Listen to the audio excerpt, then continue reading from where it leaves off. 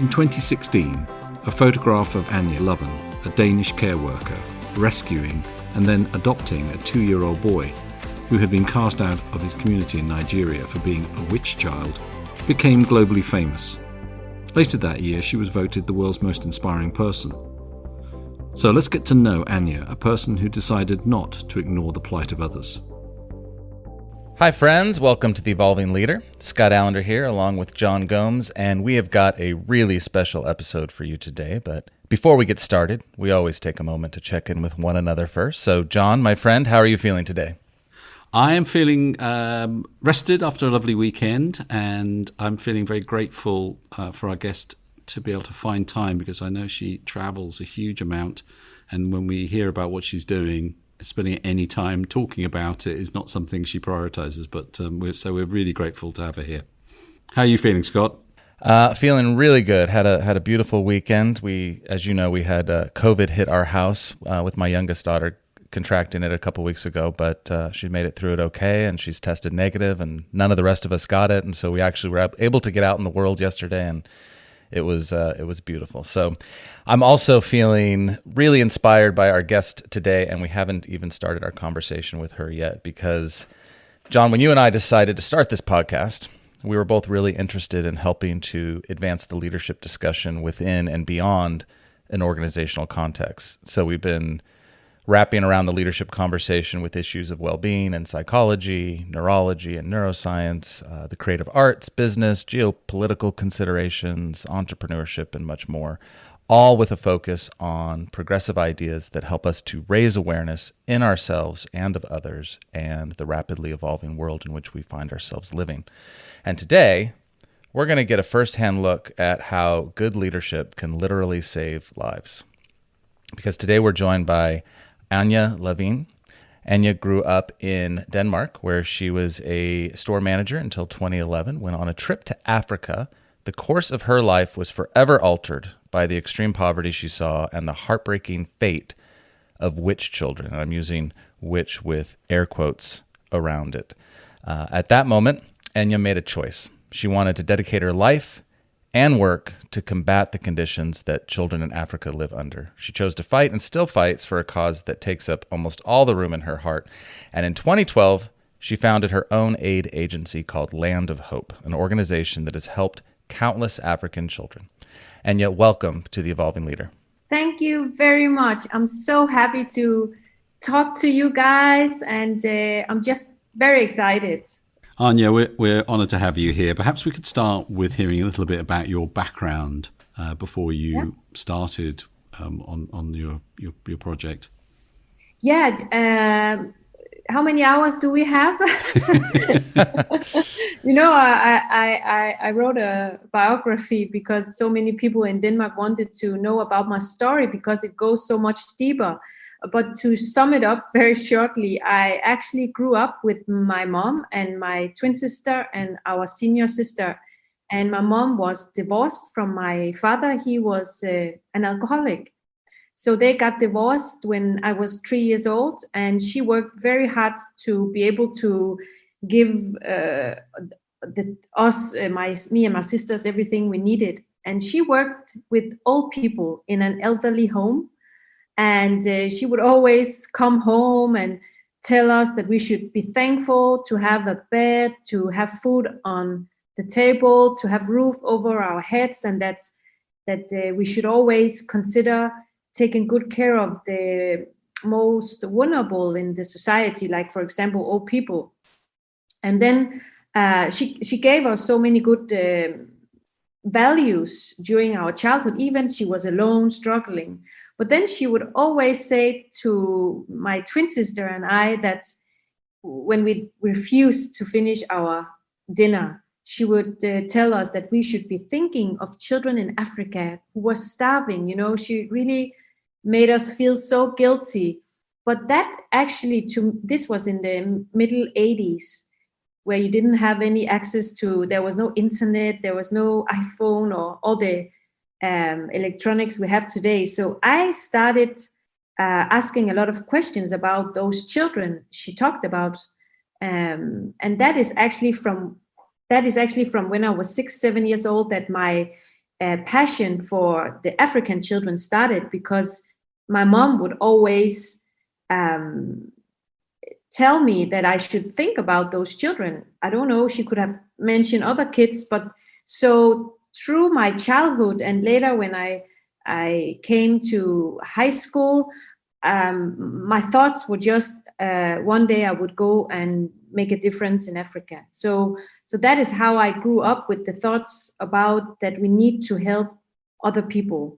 So I think also with the values my mom gave me, because when I look at my life, I have always been someone who is taking care of other people, my friends, my family. And so it's all the jobs I've had has been like in service. So and my mom was, she sometimes would take home those elderly people, walk with them in their wheelchairs. So I also saw my mom, how she was taking such good care of other people.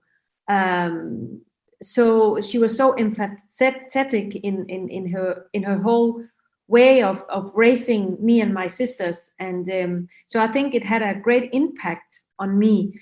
And then later on, when I now finally decided that now I want to travel to Africa and make a difference, it was after I finished high school. My mom, as a single parent, we didn't have a lot. So she could not buy me a ticket and afford that. So she told me that, if you want to reach your dreams and you need to reach your goals in life, you also need to work hard for it. She would always say that money does not grow on trees, this old quote. And so she also taught me that you need to really work hard, and that if you want to change something in your life, there's only one person who can change it, and that's yourself. So I decided that for me to earn a lot of money, to be able to travel to Africa, I would become a flight attendant, because I was a little naive. I was like 21 years old, thinking that as a flight attendant, you travel the world and then I might end up in Africa. But it was a big dream for me, and I started flying with the Danish Maersk Air.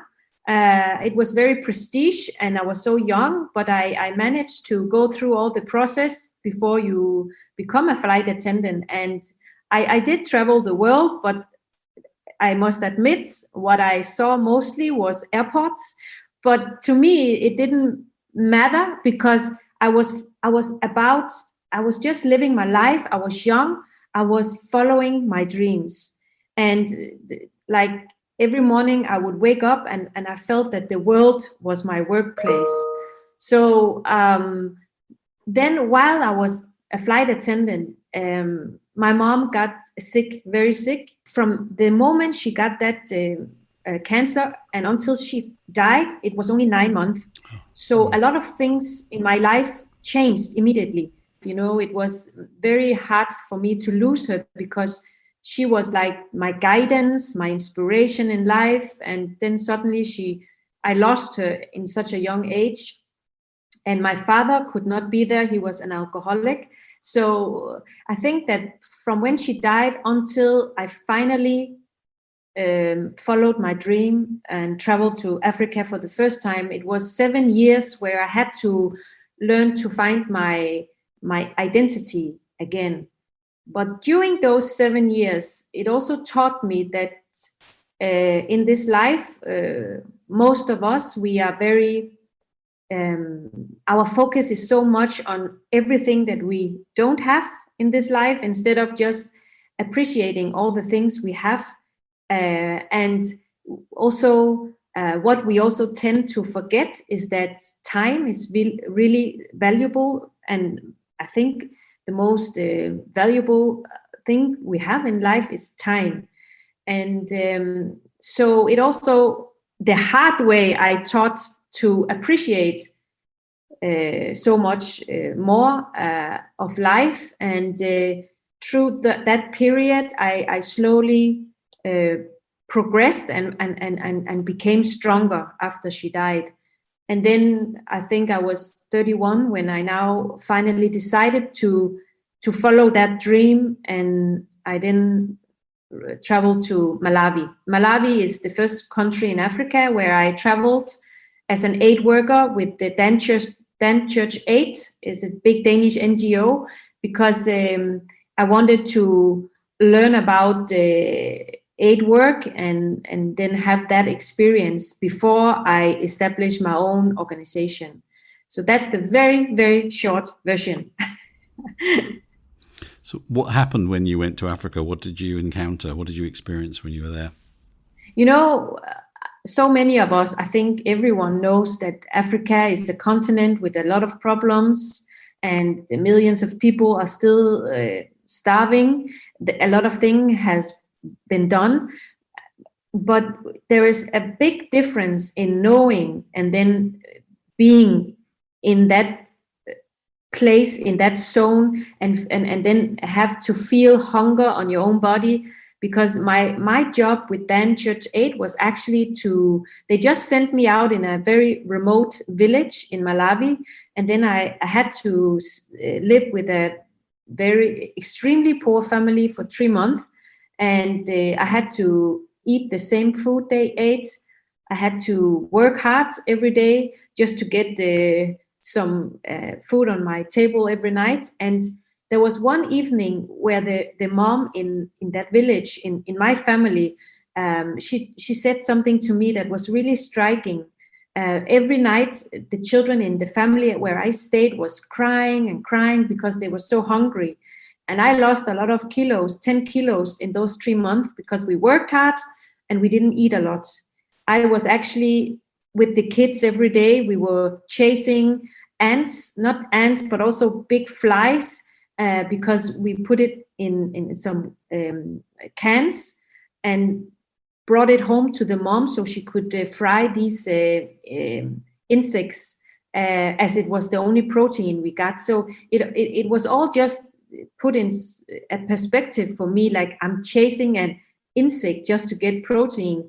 And then one night, that mom in the village, she just looked at me and told me, when her children were crying, she said, my children's cry is my enemy. It's a cry of hunger.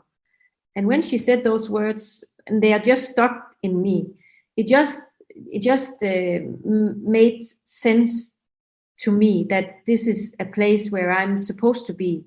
Because, you know, my mom, as I said, would always tell me to think about children in Africa starving if I did not finish my food. Now I finally found those children. And for me to hear this woman who was struggling every day, walking miles to fetch water and firewood, and then for her to just tell me that my biggest enemy is her children's cry, made me realize that I have found my home. And it might sound I don't know, cheesy to say this, but it was as if this is my calling, and this is really what I'm good at, is helping others. And that is where my, let me say, Africa journey began, was in Malawi. And then after my experience, I came back to Denmark. And, you know, I don't have a university degree. My twin sister is has a candidate in I don't even know her. She just had a candidate from the university in English communication, and you know, she's always been someone who has been reading a lot, while I have been the twin who has just traveled a lot and just wanted to learn. So I was thinking that the only way for me to know if I can establish my own organization, if I can build up an organization from the bottom, I needed to just travel to Africa on my own. Just travel there, start up a project, and then see if I could implement all what was part of the project, and then also to see that it was a success, that I had what it takes. So I decided to just travel to Tanzania. I did choose Tanzania because it's a relative peaceful country. And I just online Facebook had a fundraiser informing people that I was about to travel to Tanzania and that I really wanted to help a local school and to rebuild the school because it needed books, it needed a new roof, a new chairs and tables, everything, and floors were all destroyed. So I did manage to gather like 30,000 Danish kroner and traveled to Tanzania without knowing anyone. I just had that money in my pocket. I did know some of the locals that I have been in contact with in that village, and they knew I would come. And then in Tanzania, it was like a test for me to see, okay, Anja, you have amount of money. How can you now put that money into a project and see it all becoming real and follow the money slowly like that? Those months I spent in Tanzania was really what gave me the confidence, because I tested myself, and in the end, this school was just looked at if it was rebuilt as a brand new school. So I also did tell myself that if this is a success, then you go home and you now establish your own organization, and that is what I did. Established Land of Hope in 2012. And today it's has gone from just a small organization to a middle-sized organization with more than 7,000 members from all over the world. I travel a lot now, a part of many conferences.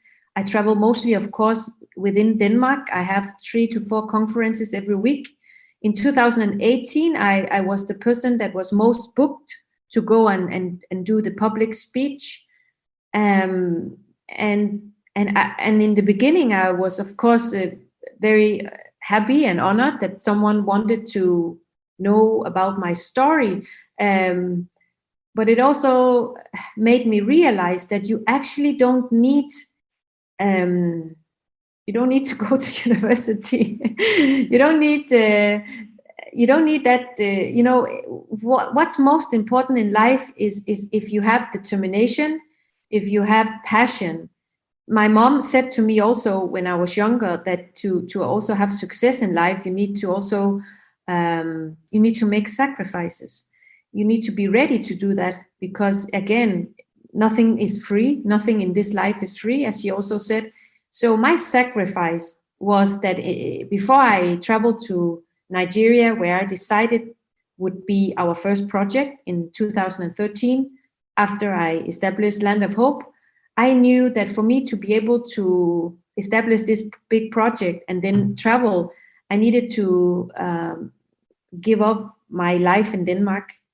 I needed to quit my job as a store manager. And when you do that, you don't have any income. And when you don't have an income, how can I pay my rent? So I just thought of all the advice my mom gave me. So when I quit my job, I had 3 months where I had my apartment before I could not stay there again. And I started selling all my belongings, my furnitures, my everything I had, really. So I actually, to sum it up, became homeless. But that was actually the only move forward for me to be able to live a life of freedom, where I did not have anything in Denmark, where I would have some kind of responsibility. And I did not want to be a burden on anybody. So after those 3 months, I was actually homeless and I didn't own anything. And I never felt that free. I never felt that free of responsibilities. And also, I think many people, in our daily life, we do have a lot of responsibility just by owning a house, paying rent, having an apartment. We live a life where we also we have a responsibility of all the things we have inside our homes. So I just gave that all up, and it was I've never felt such freedom before to just then travel. I also must say that to do all this, to have success or to reach your dreams is not about becoming homeless. That was just how I saw it was possible for me. So I just took that decisions, because I'm also a person who, when I set my mind on doing something, I do it 100%. There's no middle way for me. I just do it. And so I just became homeless, and my family, who has been my greatest network, like my twin sister and her husband, my senior sister and her husband, they would feed me, they would give me a bed to stay to sleep. I was living for free with my family for some years after, because every time I was in Denmark, I didn't have a home, I didn't have anything. So to also have success, is important that you have a very strong network. And I've always said that, if you have a strong network, you can jump as much as you want. There will always be someone who will catch you if you fall. But also to know about your own privilege.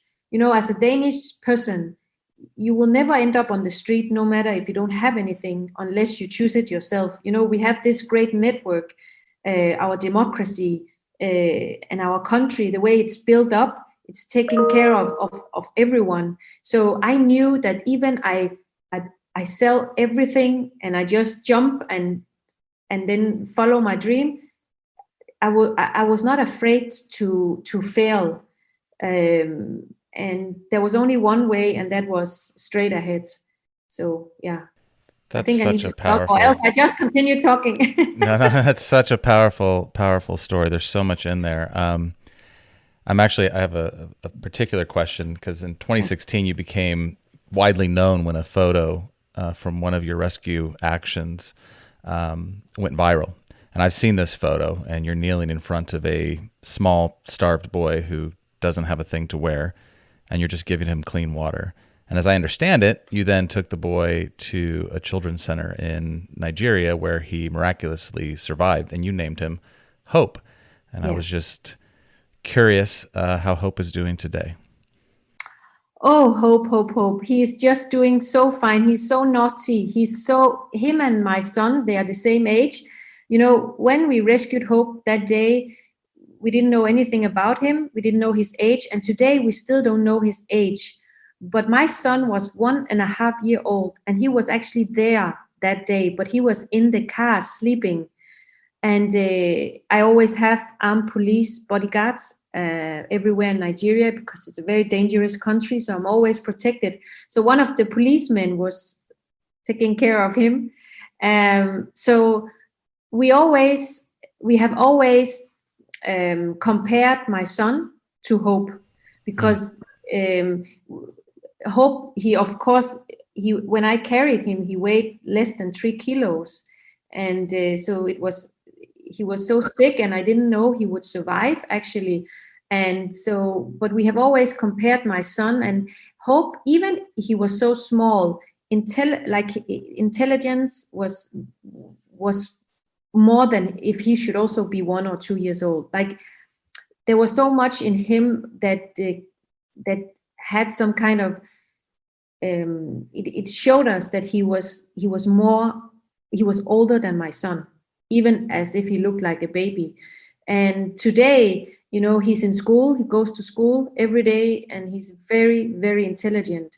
And my son just turned 7 years old. We just had a big party with the children. We have now 80 children at my children's center in Nigeria. And Hope and my son, his name is David Jr., those two can just make so much trouble. And it just shows us that Hope has the best childhood ever. He has so much confidence. And I actually do show him the picture of him and I very often, for him this is a photo that went viral all over the world. So he will grow up and he will see that photo. So every time he sees it, he will point at himself, and then he will have the biggest smile, as if he's saying, this is me, but that was me, but look at me now. And he would even look at me, and he would do this with my hair, because my hair is black or brown today, and back then it was white or blonde. And he would be smiling as if also you also changed. He would be, I'm not the only one who changed. And the reason why he's not saying anything is because from when we found him, he could not speak. And we have taken him to so many hospitals around Nigeria. And we took him to the north, where there is a center where they develop special ear pieces, like so he can hear. He will sometimes call our names, and it will be, for example, my name is mommy. Not that I am a mom, but when I came to Nigeria for the first time, some of the children started calling me mom, and I was like, no. And they were saying, mom is a title for women that are older that we respect. And I was like, okay, I don't know if I should be happy about that. So an example is that when I talk to a lot of judges and lawyers, because that's part of our work. So I would call a woman, and if it's a senior woman that I respect a lot, I will say, hi, mom, to her. So the kids call me mom, not as if they think I'm their mom. So Hope will say, mom. And when he calls one of the girls Rita, he will say, Rita. So, these sounds that deaf people make, he can say that. But people who meet him, they will be so surprised that there is nothing that boy, even he can't say, you will know what he means. He has developed his own body language, sign language, and he goes to school, he writes, he reads, he do math.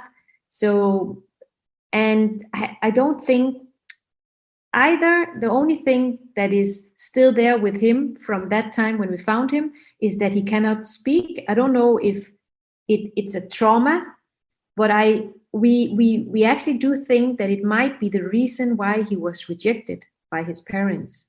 Maybe they thought, okay, this child, why is he still not speaking? And they related to something superstitious. So, because today he shows no signs of trauma in the way his character or in his mental health. So he's doing so fine today. That's great. That's so great.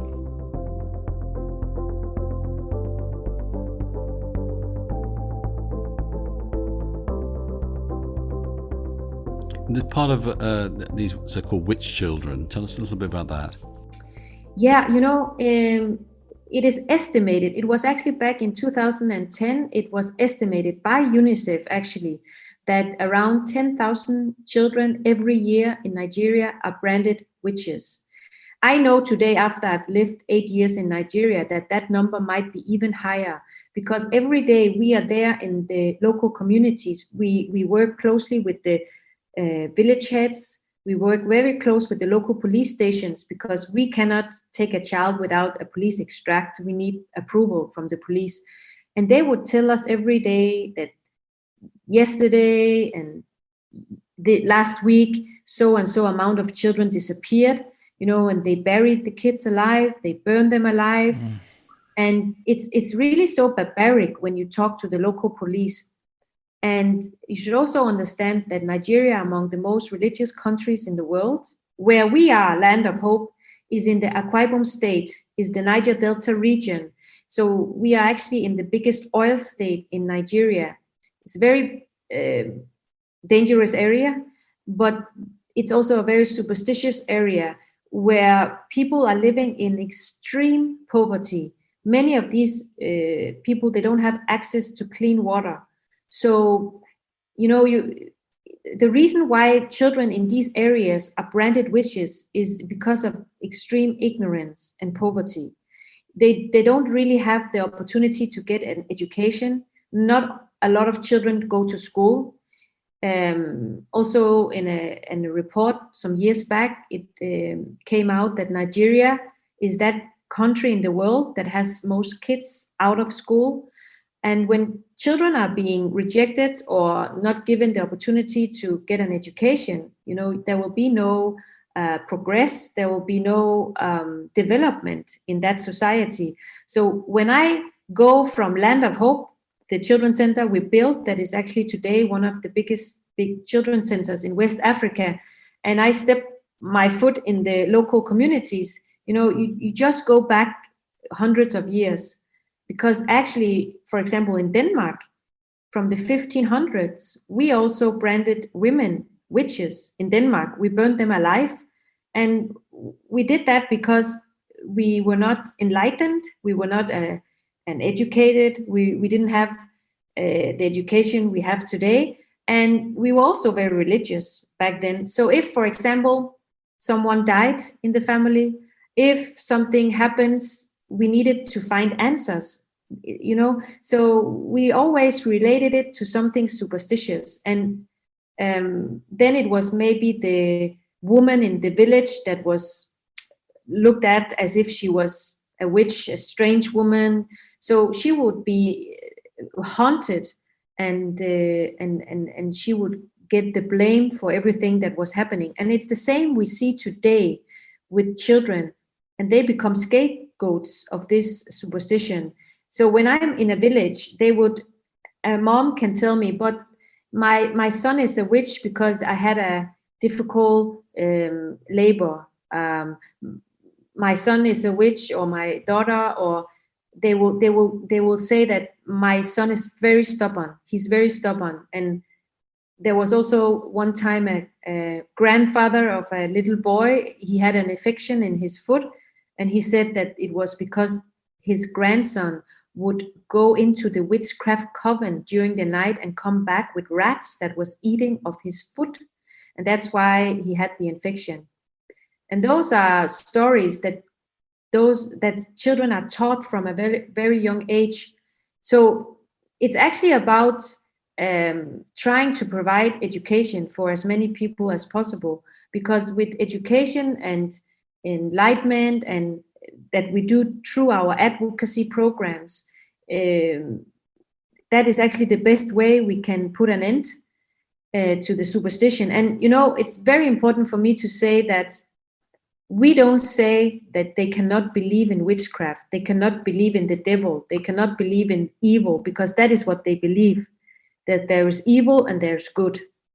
What we are saying is that if you are branding a child a witch, you cannot torture, you cannot kill, because every human being has a right to believe in whatsoever.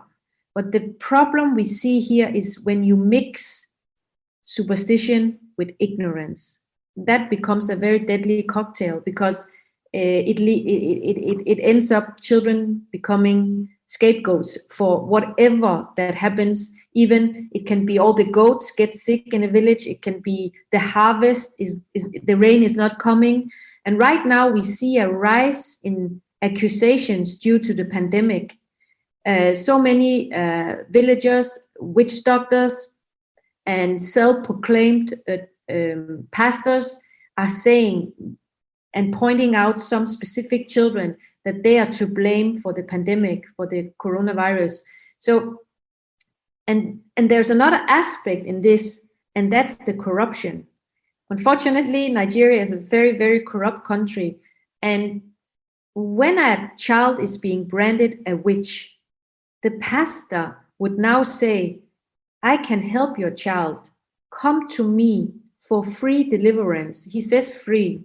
But when they now come to the church for the prayers and for the deliverance of the child it is about, they are doing exorcism, black magic, then they are demanding for money. So it's becoming a big business. It's a problem, because many of these witch doctors are claiming to be able to help the children, but that it costs a lot of money.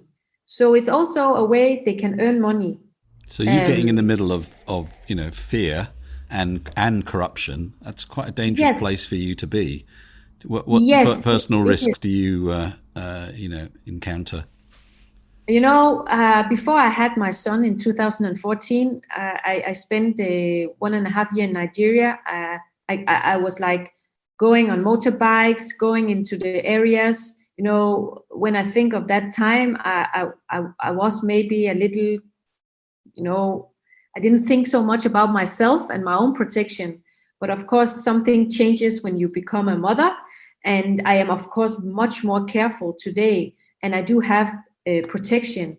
But I think what people also don't understand is that I am not alone in a village. I am there with my husband, who is Nigerian. He's a lawyer. He started law school when I met him in 2013. And before I met him, he had been fighting for children's rights in Nigeria for some years. But we do a lot of advocacy programs all the time in all these rural areas. So today we have become very close friends with many of the pastors, actually, many of the paramount rulers. There is a hierarchy in an African village, and the paramount ruler is on the top. And when you become close with these people, they also open up the society for you, because you can't go into a society and start blaming and pointing fingers, because that's not how you if you want to settle a matter, if there are problems you want to solve, you don't go like that. You need to communicate. You need to also look from their perspective, because there's a lot of jungle justice happening in these areas where something will happen. The villagers will now go and report it to the police. The police is not doing anything. In the end, the villagers will now take the matter in their own hands. So it's about understanding the local community, and that is why we have success today, because we listen to what they say, and we don't go in and tell them that they are bad people because they are branding children witches. We go there and say, listen, we are here as an international organization. We don't believe in witches. If you have any issues, let us help you. Let us take the children. And then you already start a good communication. And we have done this for so many years. And I have seen such a big change in some of these environments that before could be very hostile. And today they stand with open arms. They will even ask me, so nice to have you back. Did you go back to Denmark? How was it? And before they would be screaming when we took children back on home visits, telling us to take the child back. It's a witch. We don't like to see this child in this village. And today they stand with open arms. Because the ultimate goal with the education, or maybe this is too naive of me, is it reunification? Do we see education? Okay. Reunification reunification is actually the ultimate goal. And we have kids now that are almost ready to be reunified. For years now, we have, out of 80 children, we have around 15 to 20 that when schools are closed for holidays, we bring them back on holidays. And we do that with the children who wish to come back. Believe it or not, no matter how much a child has been tortured, often it's not even by their own parents. It might be the local villagers. They miss their families. They want to stay with their families. Even they have the best life with us. You can't take that away from a child, the love for their parents. So it's very important for us to, when you work with reunification, those children come back and have a story to tell. And for us to make the biggest change is not, you can go and rescue a child every day, and in the end you will end up with thousands of children. That's not the way you fight superstition.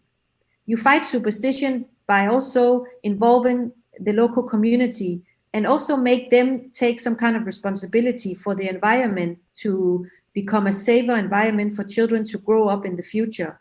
And that you do by having educational lessons, go and do advocacy programs and establish good connections. So for us to bring the children back to their families is the ultimate goal, because just taking children away from that environment is good because we rescue a child's life, but we need those places to also change. The mindset of these people need to change. And that is where we actually put all our energies, is in the local communities.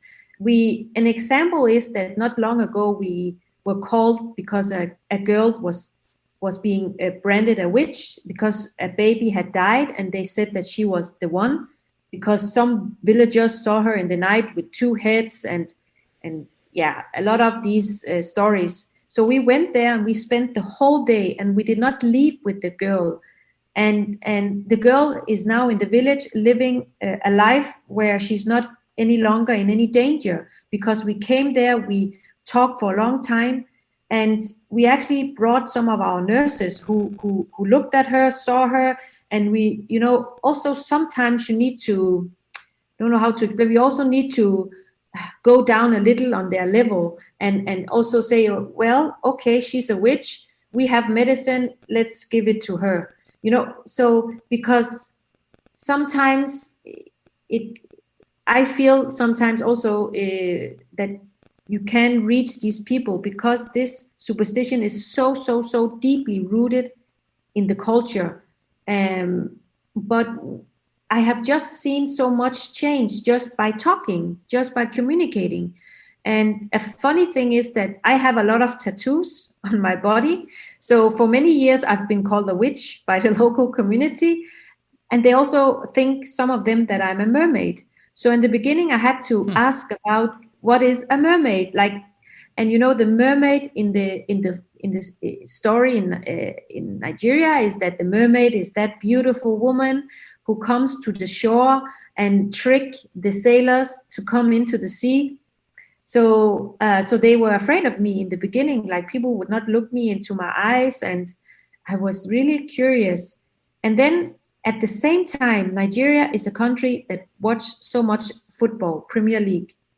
And at that time, when I came to Nigeria, one of the Danish national players was playing in a club in, was it Liverpool? Yeah, Liverpool.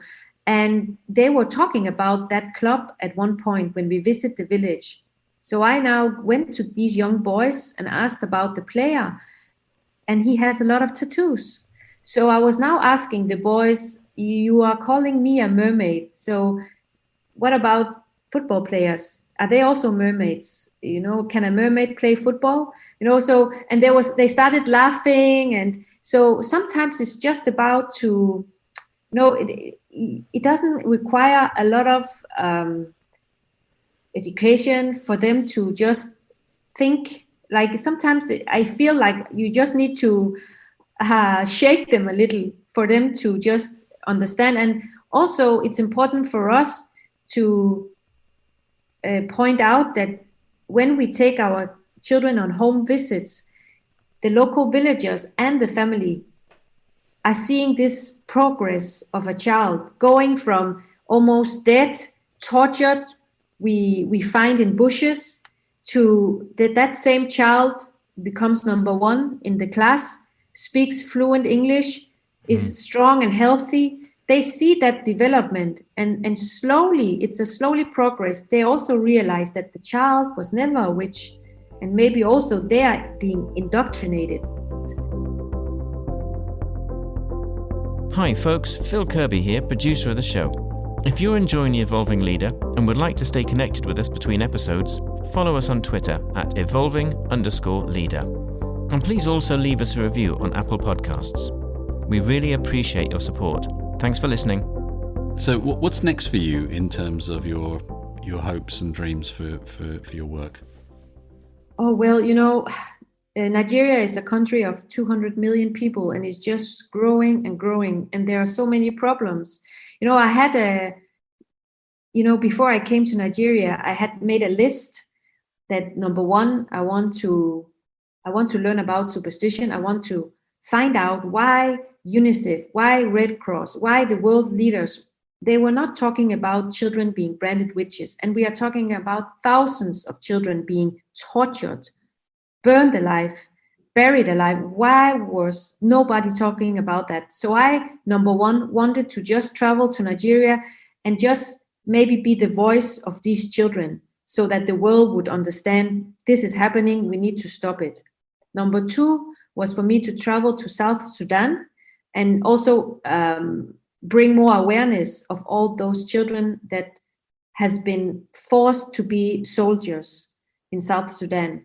So I had these projects in my head, but in Nigeria, I just realized that this problem is much bigger, that it doesn't take a year or 2 or 3.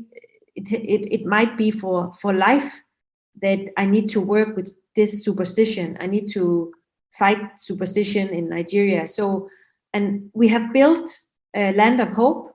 We have built our own children's hospital. We have built our own vocational and entrepreneur school.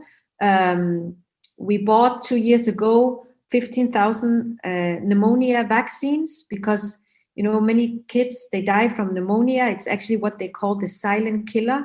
So for us, it's important to also help everyone in the local communities, because when a child gets sick, they relate it to superstition. So if we can help give out free pneumonia vaccines, that we will start doing very soon. We've just been on pause for a year because of the pandemic, but we are ready now. It can actually also help these children to survive and not be stigmatized. And then we also have our own children's hospital, where we have a lot of projects. There are still thousands of children branded witches out there that needs our help. So we are now in the process of building a parliament. Actually, we call it a parliament because all our children, every Friday they have their own parliament. They set their own rules. It's part of our educational system within Land of Hope. So this is a conference center with a lot of conference rooms. We are building it at Land of Hope, because in the future we want to host conferences, of course, with topics as superstition. We have so many projects and so many things we want to build for us to help as many children as possible, and also to enlighten as many people as possible. So the future is just, when I think of the future, I get a little stressed, because when I set my mind on something, I really want to do it right now and right. Yes. So I'm very excited for the future because of all the projects we have.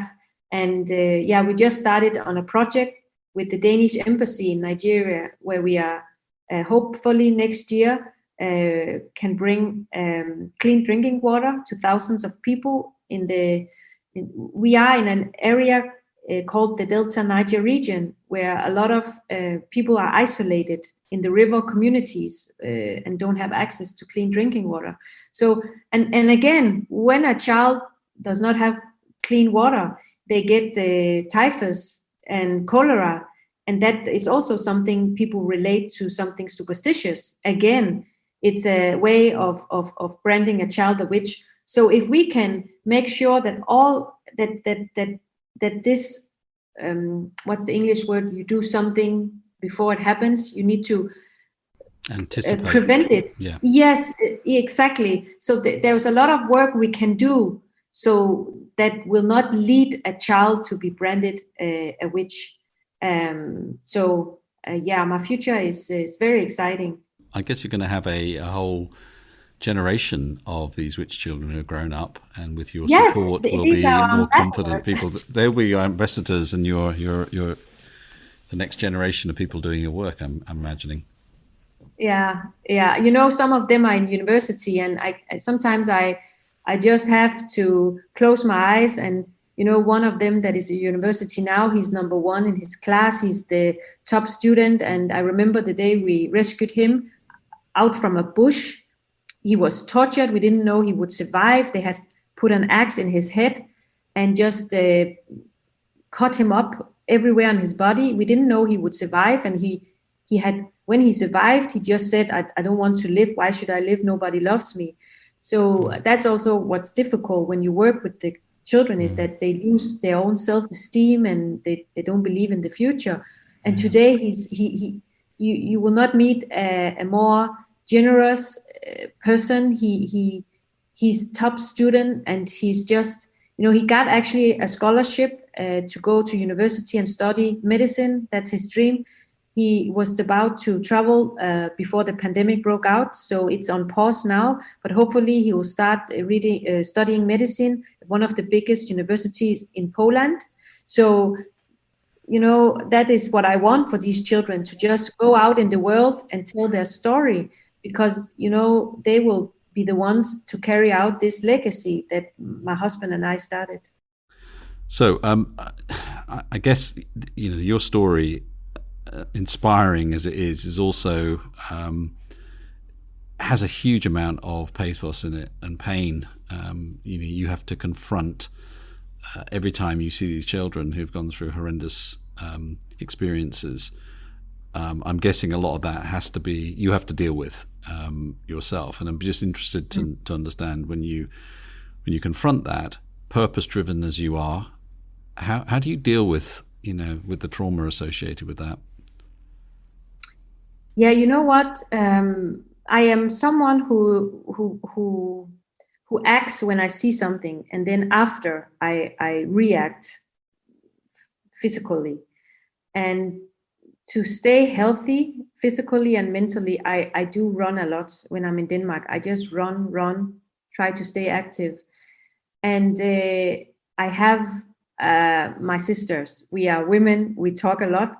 There has been situations where, this is a long story, but people can, hopefully my book will be published in English soon. But in my book, I also talk about my anxiety. So I deal a lot with anxiety, but I have through the years learned how to live with it. And there are mechanisms I'm using to live with the anxiety. But I think I am good at saying out loud how I feel. Sometimes I will sit and cry. Some weeks ago, I talked to one of our kids. He told me his story from childhood when they branded him a witch and they put him in a well and he was stuck there and he was luckily found. How he today still remembers being stuck and could not breathe. And he's just such a humble person. The way he told me his story, being so humble.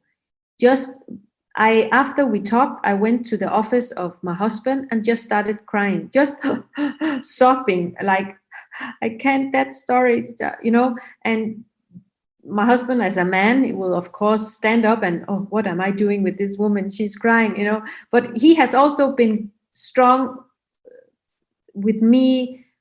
He's there to comfort me, to support me, but also to tell me, in this kind of work we are doing, I know it sounds very tough, but if you can put your emotions a little aside, because or else you can't be in it.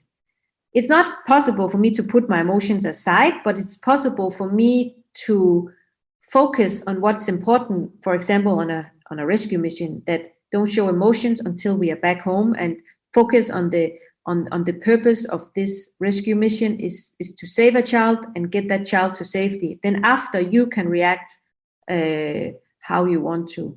So I think when you are in this work and you become familiar and you try it so many times, you also learn yourself how to survive personally. So it in the beginning, I cried a lot. It was difficult for me to watch the children without crying, but I have through the years also learned to control it. But I also sometimes feel afraid about myself, because sometimes it takes 6 months before I react to a specific situation, sometimes a year. And it's always when I'm back in Denmark watching Oprah, Dr. Phil, something, watching the Olympics, team from Asia or wherever, Europe, win volleyball, and I sit crying watching that, and I'm like, why am I crying? Because it comes out, it needs to come out, and it comes out also because I do go to the body therapy, because not long ago I had a little of the PSTD, where my body froze. I had pain in my whole body after an experience, and I didn't know how to control it. So of course I do take these risks, and I do get affected mentally also. But I think I have learned after I became a mother to take more care of myself. The former consular in Nigeria, he taught me when I came to Nigeria that you are the leader of an army. You need, as a leader, you need to sleep well, you need to eat well.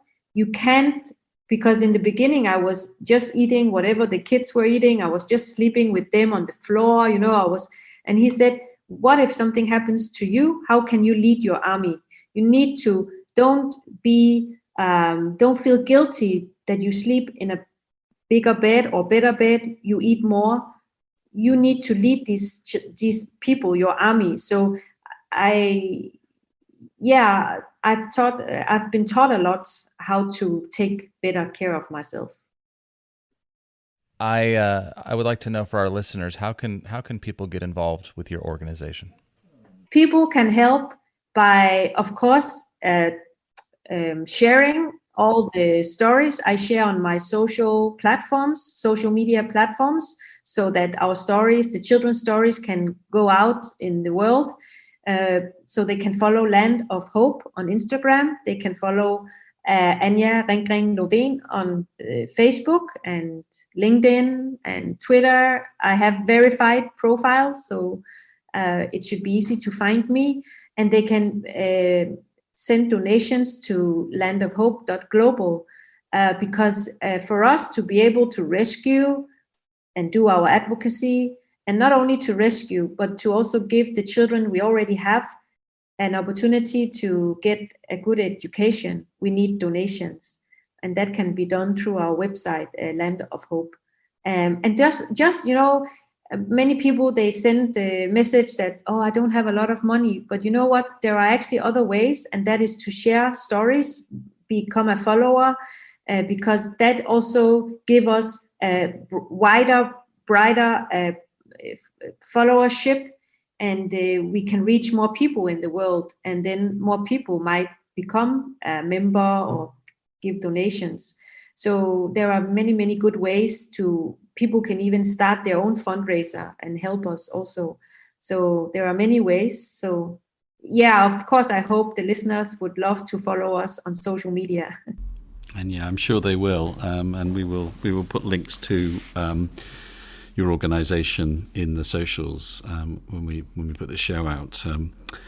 With that, we're going to bring it to a close. Anja Lovén, this has been such an inspiring hour that we've spent with you, and both Scott and I wish you huge success with your mission. It's incredible what you've done, and your story about how you've developed as a leader equally matches the kind of challenges that you're dealing with. So congratulations for everything you're doing, and thank you for your time today. Thank you so much. Thank you very much for giving me this opportunity. Thank you.